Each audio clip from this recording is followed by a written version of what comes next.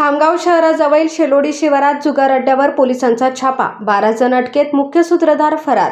बुलढाणा जिल्ह्यातील खामगाव शहराजवळील शेलोडी गाव शिवारातील एका शेतात सुरू असलेल्या जुगार अड्ड्यावर खामगाव ग्रामीण पोलिसांनी धाड टाकत 12 जुगाऱ्यांना अटक केली।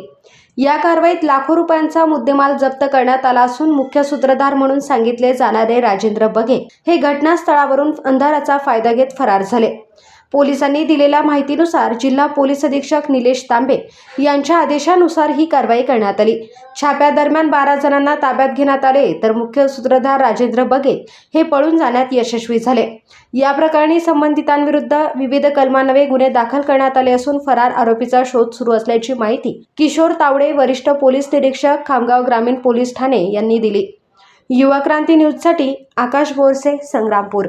माननीय उपविभागीय पोलीस अधिकारी खामगाव प्रदीप पाटील सर यांच्या आदेशाने, त्याचबरोबर माननीय अपर पोलीस अधीक्षक खामगाव जगताप साहेब यांच्या मार्गदर्शनाखाली, त्याचबरोबर माननीय पोलीस अधीक्षक तांबे साहेब यांच्या मार्गदर्शनाखाली काल रात्री अंदाजे 1:30 वाजेच्या सुमारास ग्राम शेलोडी गावामध्ये छापा टाकण्यात आला।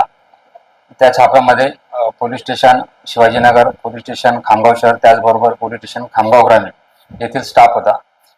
त्याच्यामध्ये एकूण 12 आरोपी त्या ठिकाणी ताब्यात घेण्यात आले। ते एका बादशाह नावाचा जुगार खेळत होते।